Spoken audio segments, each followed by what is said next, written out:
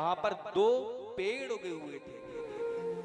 दो पेड़ों की जो जड़ थी ना वो तो एक स्थान पर थी, लेकिन तना जो था ना वो अलग अलग था। इस प्रकार एक जड़ तने अलग। कन्हैया उस दोनों पेड़ों के बीच में से निकले और ऊखल जो था उसमें अटक गया। अब जैसे ही ऊखल अटका, जैसे ही कन्हैया ने जोर लगाया अपनी कमर से, ऊखल से जब अटका, ऊखल जब आगे बढ़ा और जोर लगाने के कारण जो पेड़ थे वो पेड़ उखड़ गए। और जैसे ही पेड़ उखड़े उसमें से दो पुरुष निकले। और वो पुरुष कौन थे? नलकूबर मणिग्रीव थे। कुबेर के दोनों पुत्र जो थे वो श्रापित थे। न जाने कितने वर्षों से नंद महल में गए हुए थे। क्यों गए हुए थे? एक बार की बात है, एक तालाब में जो है नलकूबर मणिग्रीव जो हैं मदिरा को पीकर स्त्रियों के साथ में नग्न स्नान कर रहे थे। नारद जी को आते हुए देखा, मन में विचार कर लिया, अरे ये तो संत हैं, इनको क्या पता है। और नारद जी को देखकर भी अनदेखा कर दिया। नंग धड़ंग वो भी मदिरा को पीकर नग्न होकर स्त्रियों के साथ में जल क्रीड़ा कर रहे थे। नारद जी से ये बात सहन नहीं हुई। नारद जी ने कहा, अरे दुष्टो, मदिरा को पीकर वो भी जल के अंदर, वो भी नग्न अवस्था में तुम स्नान कर रहे हो, नारियों के साथ में जल क्रीड़ा कर रहे हो, तुम्हारे अंदर बिल्कुल भी शर्म नहीं है। बेशर्म होके जल क्रीड़ा कर रहे हो। मैं तुम्हें श्राप देता हूं, जैसे तुम नंग धड़ंग हो ना वैसे ही तुम पेड़ बन जाओ। पेड़ भी नंग धड़ंग होता है, तुम भी नंग धड़ंग हो जाओ। मैं तुम्हें श्राप देता हूं।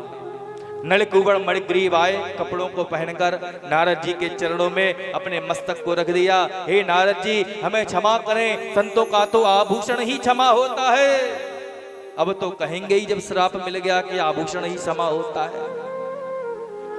जब अपमान कर रहे थे तब ये बात भूल गए थे कि संत श्राप भी दे सकते हैं? जब श्राप मिल गया तब ज्ञान देने आ गए कि संतों का तो आभूषण ही क्षमा होता है। नारद जी ने कहा, जैसा करोगे वैसा भरोगे। जब ज्यादा क्षमा मांगी नलकूबर मणिग्रीव ने तो नारद जी ने कहा, मेरा श्राप वापस नहीं होगा, लेकिन मैं तुम्हें वचन देता हूं, तुम पेड़ तो बनोगे, वर्षा का और गर्मी का, ठंड का, हर मौसम का कष्ट सहोगे। जैसे नंग धड़ंग होकर तुम स्नान कर रहे थे ना, मेरा अपमान कर रहे थे, मेरा अपमान तो छोड़ो, तुम जल के देवता का, वरुण देवता का अपमान कर रहे थे, श्रम को बेच खाई थी। जाओ तुम पेड़ बन जाओ, और पेड़ भी बनोगे तुम, नंद भवन के तुम पेड़ बनोगे। जब कृष्ण का अवतार होगा तब तुम्हारा उद्धार होगा। और आज कृष्ण कन्हैया जो है, ऊखल जो बना हुआ है पेट से, जैसे बीच में से निकले पेड़ में से, जैसे पेड़ टूटे उसमें नलकूबर मणिग्रीव निकले, दोनों ने क्षमा याचना कर ली। हे प्रभु, न जाने कितने युगों से हम नंद महल में उगे हुए थे, न जाने कितनी ऋतुओं का हमने कष्ट सहन किया, गर्मी का, वर्षा का, ठंड का, लेकिन प्रभु आज जो है हमको मुक्ति मिली है। आज आपने हमको कर्म बंधनों से मुक्त कर दिया है। इतना कहा तो कृष्ण कन्हैया ने कहा कि अब तुम जो है अपने कर्म बंधनों से मुक्त हो गए हो। नलकूबर मणिग्रीव ने हाथ जोड़ लिए, कहा कि प्रभु आपने हमारे जीवन को सफल बना दिया।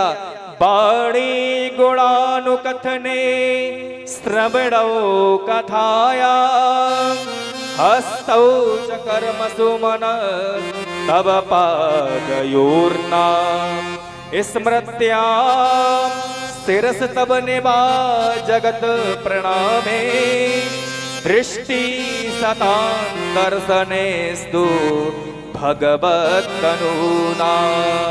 हे प्रभु, हम जान गए कभी भी धन के, प्रतिष्ठा के, बल के, ज्ञान के अभिमान में नहीं आना चाहिए। हम कुबेर के पुत्र थे ना, धन का बड़ा अभिमान करते थे ना, तभी हमसे गलती हो गई कि हमने मदिरा को पिया और जल में नग्न स्त्रियों के साथ में हमने जल क्रीड़ा करी और नारद जी ने हमें श्राप दिया। आज हम श्राप से मुक्त हो गए प्रभु। हम आपसे एक वरदान चाहते हैं प्रभु। भगवान ने क्या क्या वरदान चाहते हो? वाणी गुणानि कथनौ श्रवणौ कथाया।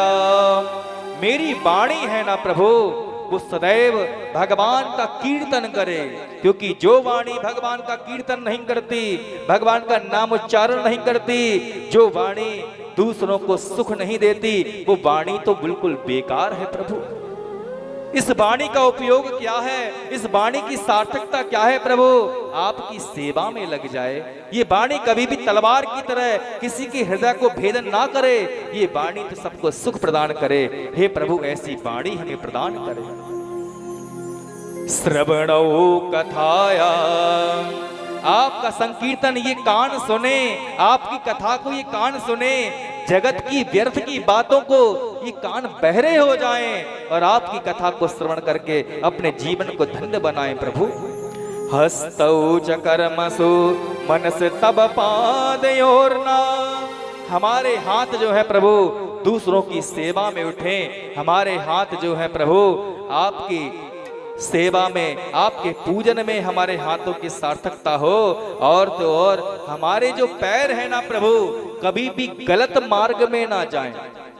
सदैव हमारे प्रभु जो हैं पैर आपकी प्रदक्षिणा करें, आपके मार्ग में चलें। हम प्रभु बस यही चाहते हैं। आपने हमारे जीवन के लिए प्रभु जो है वो सार्थक कर दिया। बस हम आपसे यही चाहते हैं। बारंबार नलिकूबड़ जो मणिग्रीव हैं वो भगवान को बारंबार धन्यवाद करने लगे। जिस प्रकार नलिकूबड़ मणिग्रीव बार बार भगवान को धन्यवाद करते हैं, उसी प्रकार हमको भी परमात्मा को धन्यवाद करते रहना चाहिए। मंदिर में केवल इसलिए ना जाएं कि भगवान से हमें शिकायत करनी है कि परमात्मा आपने हमें ये नहीं दिया, आपने हमें वो नहीं दिया। परमात्मा ने जो दे दिया है ना वही बहुत है। इतना अनमोल ये जीवन है। कोई कितने भी रईस क्यों ना हो जाए, कितने भी पैसे वाला क्यों ना हो जाए, क्या इस श्वास को खरीद सकता है? जो समय निकल चुका है भूतकाल में, क्या वो 1 घंटा भी दे सकता है? कितना भी रईस क्यों ना हो जाए। इसलिए प्रभु ये जो जीवन है ना अनमोल जीवन है, अनमोल श्वासें हैं। ये जो सबसे अनमोल जो समय है ये प्रभु कभी कोई नहीं दे सकता। आपकी जब कृपा होती है प्रभु, आपने ही कृपा करी है जो हमको जीवन दान दिया है प्रभु, आपको बारंबार धन्यवाद है। मुरली वाले तेरा शुक्रिया, तूने जीवन में सब कुछ दिया।